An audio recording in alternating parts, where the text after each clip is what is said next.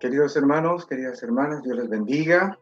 Vamos a comenzar con el estudio de hoy. Uno de los recuerdos más tiernos que yo conservo de mis hijos fue al verlos crecer, a cada uno de ellos. Mientras crecían y comenzaban a hablar, a caminar, fue maravilloso escuchar sus primeras palabras y ver cómo reconocían mi voz cuando yo los llamaba por su nombre. Es fantástico cuando un papá llama a su hijo o hija y él obedece y viene a ti. Ellos reconocen tu voz, se acercan confiadamente, aunque son pequeñitos, porque saben que eres su papá, saben que los amas, saben que en tus brazos van a estar seguros. Mis hijos, escuchando sus nombres, respondían cuando les llamaba, siendo prácticamente bebés. Es maravilloso, me hacía sentir más papá. Era su papá. Ellos demostraban confianza, amor, dependencia. Algo muy similar a esa experiencia es lo que vemos en parte del pasaje de hoy, el pasaje de Marcos que nos fue leído, y vamos a estudiarlo. Así que abre tus oídos y presta atención, porque este texto va a ser de mucha bendición para tu vida. Oremos. Poderoso Señor, toma mis labios y habla por medio de ellos. Toma nuestras mentes y haznos pensar tus pensamientos. Toma nuestros corazones y llénalos con tu amor mediante tu Hijo Jesucristo. Amén. Lo primero que vamos a ver es los versos 14 en todo este pasaje de Marcos 1, 14 al 20, lo que vemos es al rey llamando a sus primeros súbditos. Y vamos a estudiar primero los versículos 14 al 15. Lo primero que vemos, que Marcos nos estaba mencionando, es que en el verso 14 es que Juan el Bautista fue capturado. Eso lo dice Marcos al comienzo de este verso 14. Marcos presenta este encarcelamiento o esta captura como una señal para que Jesús comience su ministerio.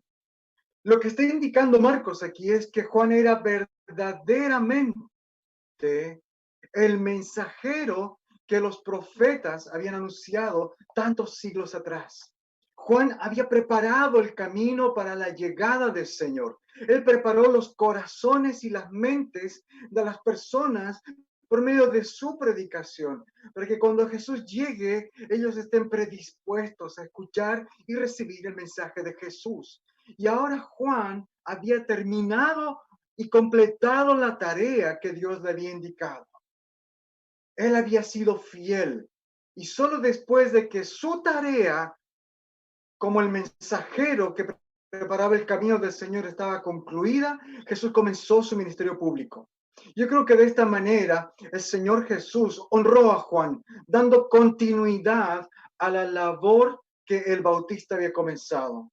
Y Marcos rápidamente, con ese estilo único que él tiene de ir rápido, expone en qué consistía el mensaje de Jesús. La Biblia dice que Jesús predicó la buena noticia de Dios, un mensaje directo de parte de Dios. Eso es muy importante.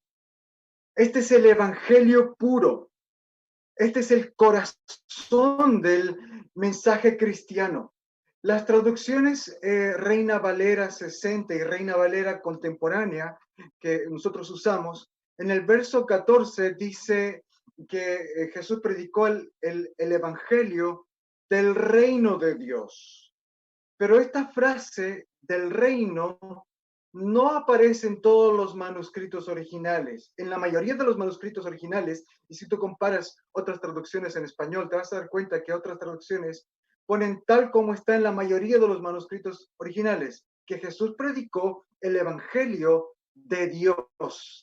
Y eso me parece algo digno de hacer notar, porque lo que está diciendo Marcos es que el mensaje de Jesús provenía directamente de Dios, no acerca de Dios, no solamente acerca del reino de Dios, sino que de parte de Dios para la humanidad.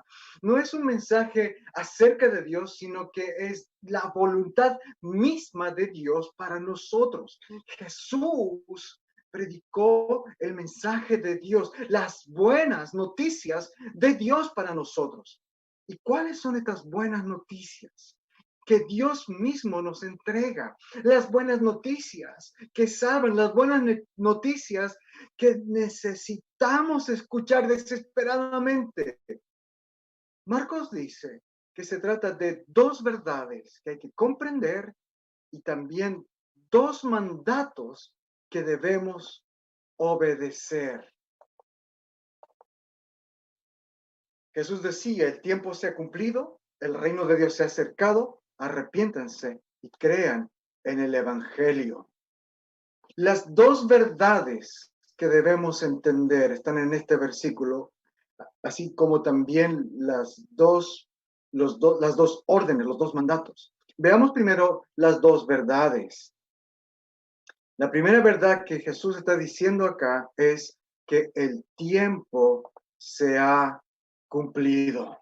Jesús dijo que el tiempo se cumple. Esto quiere decir que toda la historia del universo, todo lo que está en el pasado y en el futuro, convergen en este momento. En otras palabras, ese tiempo para nosotros en el pasado, 2000 años atrás en el pasado, era el tiempo que Dios había señalado para actuar de forma decisiva en su creación. Lo que está diciendo aquí cuando dice que el tiempo se ha cumplido es que toda la historia encuentra su punto culminante, el punto más importante de toda la historia del universo ya pasó hace más de 2000 años atrás. Toda la historia de la Biblia, todas las promesas de Dios, todas las profecías, todas las expectativas, todos los anhelos se iban a cumplir en esos días. Ese era el tiempo decisivo, el kairos, el punto culminante. Dios iba a hacer algo tan increíble, tan grande, tan poderoso, que nada en la historia se compararía con este tiempo. Ese fue el tiempo designado para demostrar su poder, para dar a conocer su voluntad. Ese fue el tiempo más importante de la historia. No hay otro día, no hay otro evento, otro año o otro suceso que se le compare. El tiempo se ha cumplido. No habrá otro tiempo como ese de salvación, de intervención de Dios, donde Dios se mostró y donde Dios actuó. Este es el tiempo de salvación y Jesús es su protagonista. Jesús es el centro. Jesús es el Salvador. El Evangelio quiere decir que no hay salvación en ningún otro evento, en ninguna otra persona. Este es el tiempo de Dios para mostrar su amor y fue mostrado, fue demostrado hace más de 2000 años atrás y lo hizo Jesús, no hay otro. Esa es la primera verdad que debemos entender y conocer. La segunda verdad que Jesús dijo en ese versículo es que el reino de Dios se ha acercado. Cuando el ser humano pecó, cuando Adán y Eva pecaron, hace ya tantos milenios atrás, en el jardín del Edén, lo que sucedió fue un quiebre, una brecha, una separación, un abismo insondable de separación entre Dios y los seres humanos. Adán y Eva se escondieron de Dios y Dios se alejó de ellos. Él los expulsó de su presencia, los expulsó del paraíso.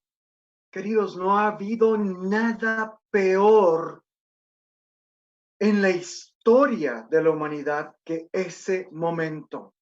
La verdadera muerte es esta separación y alejamiento de Dios y nosotros, que estamos separados.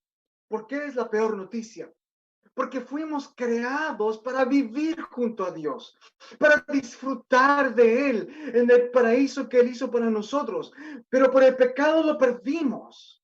Es por eso que esta separación nos duele. Es por eso que la humanidad tiene un vacío que no lo puede compensar ni llenar con nada de este mundo. Porque fuimos creados para estar junto a Dios y lamentablemente estamos alejados, separados de su presencia. Pero la buena noticia de Dios para ti y para mí es que Él ha abierto una puerta. Él ha extendido un camino. Su reino se ha acercado a nosotros. Nosotros no podemos acercarnos a Él, pero Él se acercó a nosotros. Hace más de 2000 años atrás, Dios abrió esta puerta porque nosotros no podíamos atravesar este abismo. Era demasiado profundo, era imposible de alcanzar. Pero Dios descendió en Jesús. Cuando Jesús se bautizó, recuerda lo que estudiamos la semana pasada. ¿Qué pasó? El cielo se rasgó. El Espíritu descendió sobre Jesús y la voz de Dios se escuchó. Dios destruyó esta separación. Él literalmente rompió los cielos y envió a su Hijo. Él está acercándose, Él se acercó. El Evangelio no es que nosotros nos acercamos a Dios, no es que nosotros buscamos a Dios. El Evangelio no es que nosotros conseguimos encontrarle que Él de alguna forma se estaba escondiendo y nosotros lo encontramos. No, de ninguna manera. El Evangelio es que nosotros nos alejamos de Dios, rechazamos a Dios, preferimos vivir para nosotros mismos, pero Él, en su infinito amor, se acercó. Él superó esta brecha, Él atravesó el abismo. Dios hizo la tarea de preparar nuestros corazones, así como Juan el Bautista había preparado los corazones de los primeros discípulos. Dios es el que se acerca, el que utiliza diferentes medios y formas para preparar nuestros corazones y un día Él nos busca y nos encuentra y Él nos rescata. Esta es la segunda verdad. El reino de Dios se ha acercado. Ahora veamos cuáles son las dos órdenes del Evangelio. La primera orden es arrepiéntanse. El Evangelio es la buena noticia de Dios. Evangelio significa literalmente buena noticia. Pero esta buena noticia viene con un mandato, con un llamado, con un imperativo. Arrepiéntanse. Las buenas noticias nunca serán buenas noticias si primero no vemos que estamos viviendo las malas noticias. Así como una vacuna para una enfermedad nunca será apreciada a menos que la enfermedad sea mortal. Por ejemplo, si nos dijeran hoy día que inventaron la cura definitiva contra la caspa del pelo, algunos se alegrarán, para otros no será para nada una noticia relevante, algunos no le van a dar ninguna importancia. No sería nada comparado con la noticia que nos dijeran hoy día que se inventó una cura 100% eficaz para el COVID. No es lo mismo. No es lo mismo. Alguien que ha tomado un veneno mortal y no lo sabe, se va a morir, aunque exista el antídoto. Entonces, a esa persona que está envenenada, primero hay que abrirle los ojos. Primero hay que decirle y hacerle ver que su vida está en peligro. Primero hay que darle la mala noticia. Y eso es lo que hace el Evangelio. Cuando dice arrepiéntanse, nos está dando la mala noticia. Estamos en pecado. Hay una necesidad en nosotros. Tenemos que arrepentirnos. Y luego viene la buena noticia. Así como a esta persona que está envenenada, podemos decirle, pero no te preocupes. Tienes esperanza porque hay un antídoto. Puedes salvar tu vida si lo tomas. Aquí está, toma el antídoto. El Evangelio es similar a estos ejemplos. Antes de ser una buena noticia, el Evangelio es primero una mala noticia.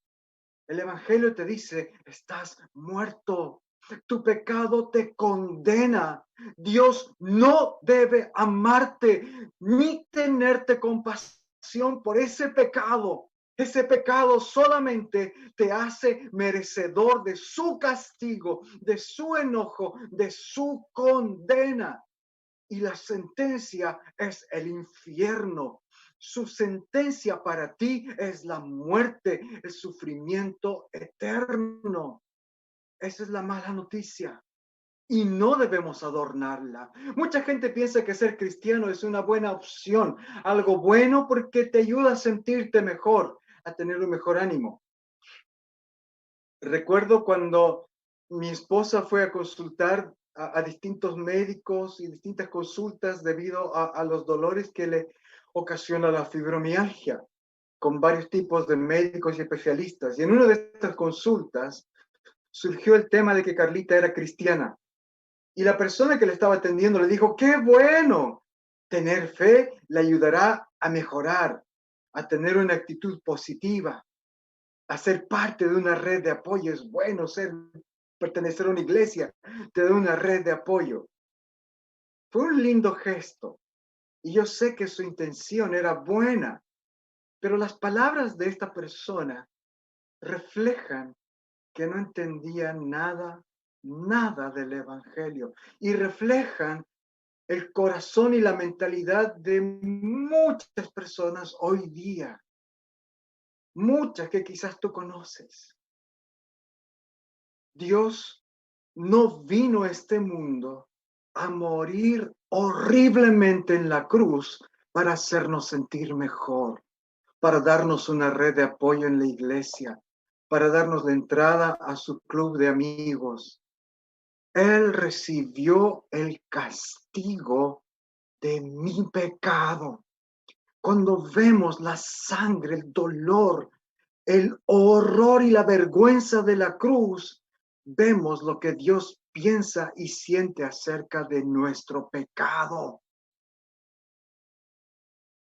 Mucha gente piensa que da lo mismo a qué religión te conviertes, porque en el fondo todas tratan de lo mismo, todas te ayudan.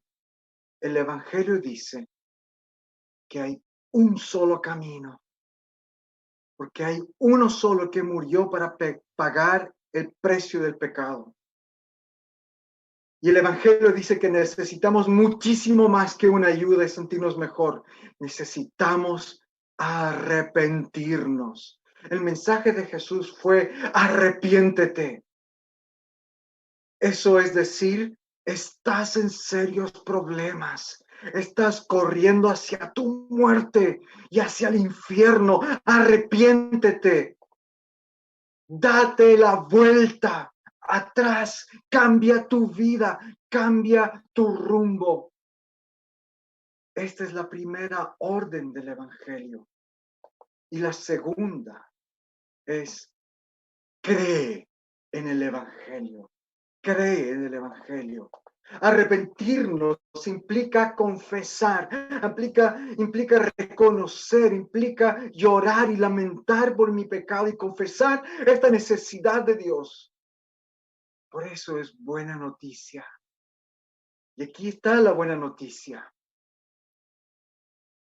El Evangelio nos enseña cómo podemos obtener un perdón y la vida eterna.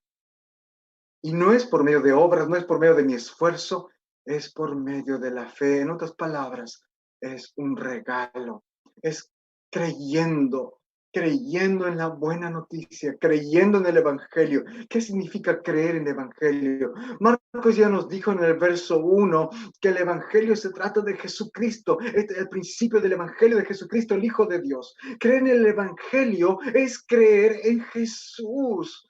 Lo sorprendente que vamos a ver en Marcos, en este libro, es que a los mismos discípulos les cuesta entender quién es Jesús. Vamos a ver en estas páginas que hay un conflicto constante, una tensión entre creer y no creer, entre comprender y no comprender. Para creer en Jesús, para creer en el Evangelio, tienes que primero tener claro quién es Jesús. Los discípulos pensaban muchas veces que ya tenían descifrado a Jesús. Algunos pensaban que él era una especie de libertador social, alguien que había venido para acabar con la tiranía de las injusticias de los romanos. Otros pensaban que él era uno de los profetas, un sabio, que Dios de alguna manera había vuelto a enviar a uno de los profetas del Antiguo Testamento. Y así a lo largo del relato de Marcos vamos a ver que existe confusión acerca de la identidad de Jesús. Y si los hombres que estuvieron a su lado, que lo vieron y lo escucharon, estaban confundidos, ¿cuánto más tenemos nosotros el riesgo de tener a Jesús en nuestra mente, una imagen de Jesús confusa en nuestra mente y en nuestros corazones? Por eso es que Marcos escribió este libro. Todo lo que dice tiene que ver en ayudarnos a entender quién es realmente Jesús, a qué ha venido y qué pide Él de nosotros. Queridos, tenemos que entender bien qué es el Evangelio. Hay muchos falsos evangelios que llevan al error, porque muchos falsos conceptos de Jesús se han levantado. Muchos todavía siguen pensando que Él es una especie de libertador social, un gurú más, un maestro más, entre otros. Creer en un falso evangelio es lo mismo que no creer en el evangelio. Por eso considero que es sumamente necesario estudiar y aprender lo que Marcos enseña y volver a esta enseñanza cada vez, de rato en rato. El evangelio es la buena noticia. Asegurémonos de que hemos escuchado y creído la verdadera buena noticia. En los versos siguientes, del 16 al 20, vemos a Jesús llamando a sus primeros discípulos. Y en estos versos vemos los frutos del Evangelio. Dios había enviado a Juan para preparar el camino al Señor. Él predicó el arrepentimiento de los pecados y bautizaba como una señal de este arrepentimiento. Y cuando Jesús vino, los discípulos de Juan, los que habían escuchado a Juan el Bautista, tenían los corazones dispuestos. De igual manera, Dios sigue obrando en nosotros hoy. Dios usa a su pueblo para hablar a otros de Jesús. A veces Él usa los eventos buenos y malos de la vida que nos preparan para escuchar el Evangelio. Marcos dice que Jesús llamó primero a Simón y Andrés, dos hermanos pescadores, quienes estaban en pleno trabajo de la pesca. En el verso 16, Jesús les dijo que ellos tendrían un cambio radical de vida. Hasta ese día, hasta ese momento, ellos habían sido pescadores que se ganaban la vida pescando en las aguas del mar de Galilea. Pero Jesús les dijo, sígame, yo les haré pescadores de hombres. Ahora ellos serían pescadores de hombres. Ellos ganarían vidas para el reino de Dios. Ya no iban a ganar pescados, iban a ganar vidas. El llamado de Jesús es muy interesante porque implica que ellos iban a hacer algo completamente nuevo. Ellos iban a convertirse en otras personas, pero al mismo tiempo seguirían siendo pescadores. Es un cambio radical de identidad, pero no un borrón total de identidad.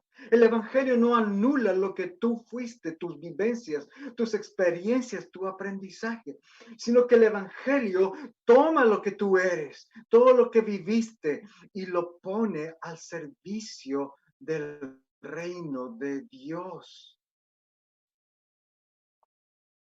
En Cristo, tu pasado no es una pérdida, sino que es redimido, así como todo tu ser es redimido, rescatado y obtiene un nuevo y radiante propósito al servicio de Dios. Todas tus experiencias, buenas y malas, todo tu aprendizaje, tus dones, tu profesión, incluso tus hobbies, todo recibe una nueva dirección, un nuevo propósito cuando Jesús te llama. Pero al mismo tiempo, cuando Jesús te llama, hace un cambio radical y completo en tu vida. La Biblia habla que al creer en el Evangelio somos hechos nuevas criaturas. Ese es el lenguaje que ocupa la Biblia. Y Jesús le dijo a Nicodemo que se trata de un nuevo nacimiento. El cambio que Él hace en nosotros no es cosmetológico, no es una mejoría espiritual, sino que somos hechos algo completamente nuevo. Dios hizo exactamente eso con Simón y Andrés. Ellos eran pescadores, ahora ya no más. Ahora pasan a ser discípulos de Jesús y más tarde sus enviados, sus apóstoles. En el verso 18 dice que ellos estaban, bueno, en el verso 17 nos dijo que estaban en la barca pescando. El verso 18 dice que dejaron sus redes inmediatamente y lo siguieron. Ellos dejaron atrás su identidad, su trabajo. Una de las cosas que define tu identidad es tu trabajo, tu profesión. Ellos dejaron atrás su vida pasada. Esto es lo que hace el Evangelio. ¿Cómo sabes si una persona verdaderamente escuchó el Evangelio y lo creyó de verdad? Porque hay un cambio en su vida. Se ve. Hay un dejar atrás. Comienza una vida de seguimiento a Jesús. ¿Te diste cuenta? El verbo seguir en este verso está en presente continuo. El discipulado es un seguimiento, un aprendizaje diario, es un caminar diario, es algo que se hace día a día. No es algo que se hace una vez y listo, ya terminaste. No es comprar un ticket de entrada al cielo. El Evangelio es un constante y diario seguir a Jesús. Y eso es lo que hicieron estos dos pescadores. Y luego de llamar a estos dos hermanos, Jesús encontró a otros dos hermanos que también eran pescadores. En el verso 19, Marcos nos dice que Jacobo y Juan estaban en la barca remendando sus redes, reparándolas, preparándose para salir a pescar. Y cuando Jesús los vio, los llamó, y ellos, dice Marcos, no solamente dejaron sus redes y su barca, como los otros primeros dos hermanos, no solamente dejaron su trabajo. En este verso, Marcos dice que ellos también dejaron a su padre, Zebedeo.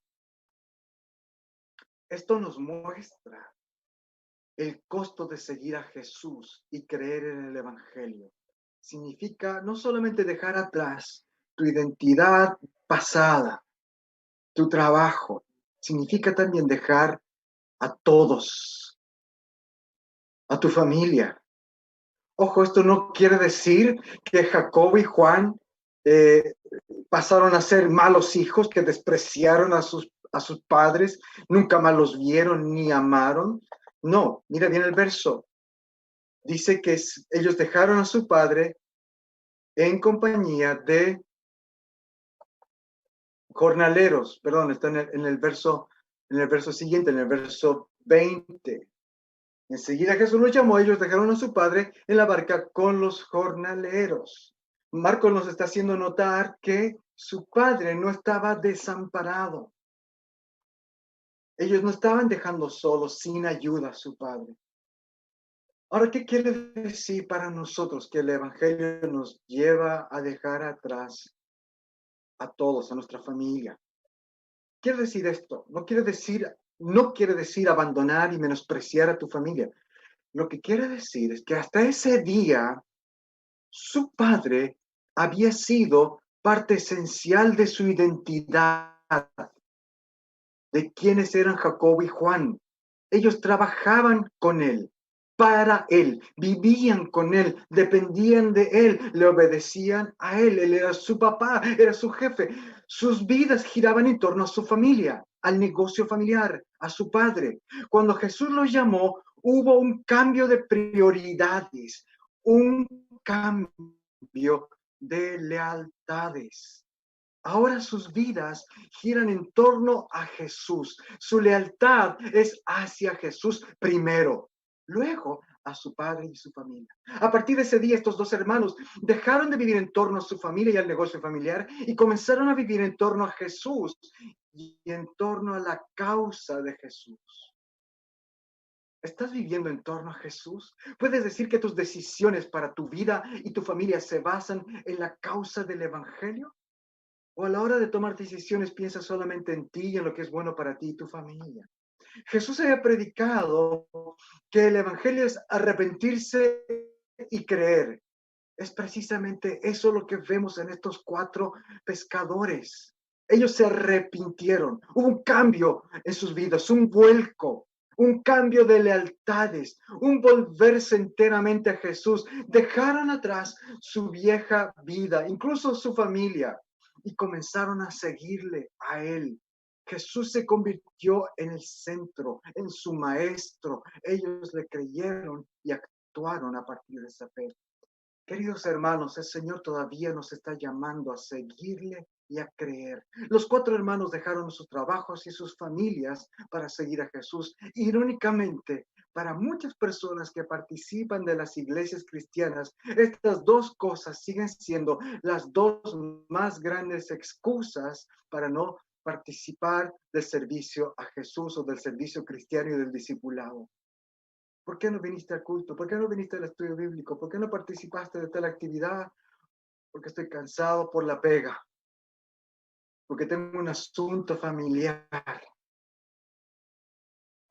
Me he dado cuenta de que necesito recordar el Evangelio constantemente, porque tiendo a olvidar mis prioridades.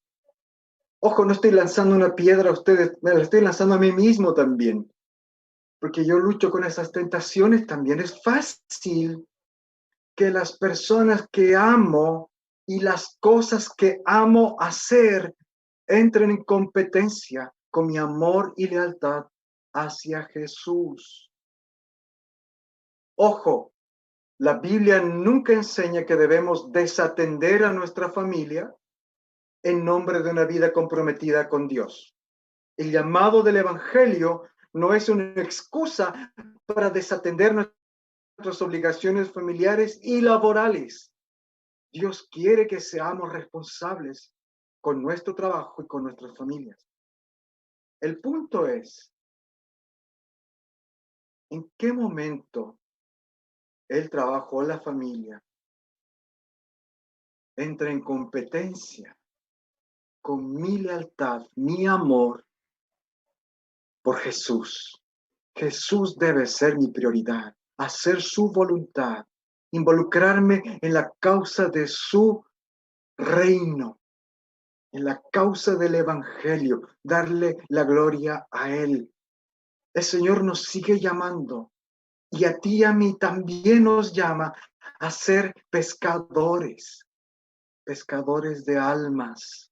Dejar atrás la barca, dejar atrás las redes, dejar atrás a tu padre, a tu madre, dejar atrás tu vida pasada, las prioridades de este mundo y seguir a Jesús sigue siendo un llamado y un desafío para ti y para mí.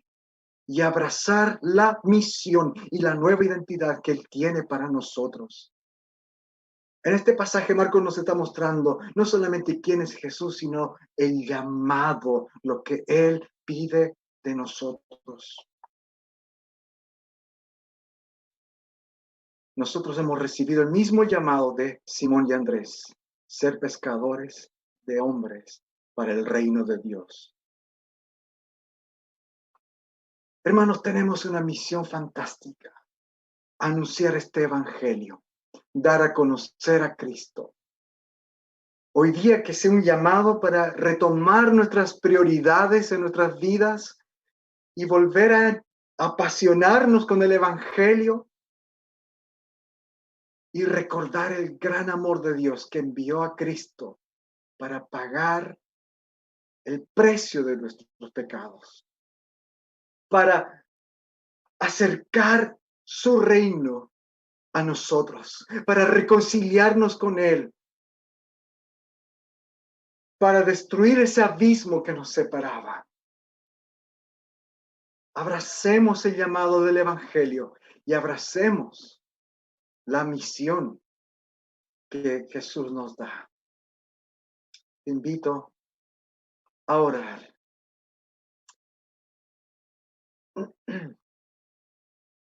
Padre nuestro, te pedimos que de la misma manera que estos 4 discípulos dejaron sus barcas a su padre y todo lo que tenían y obedecieron el llamamiento de tu Hijo Jesucristo y le siguieron, así también nosotros abandonemos nuestros afectos por el mundo, nuestros afectos mundanos y carnales, y estemos siempre dispuestos a seguir tu llamado y vivir para tu gloria. Haznos pescadores para tu reino y que proclamemos el evangelio del arrepentimiento y de la fe a todos. Mediante Jesucristo nuestro Señor. Amén. Amén. Hermanos, el tiempo se ha cumplido. El reino de Dios se ha acercado. Arrepiéntete. Cree en el evangelio. Dios te bendiga.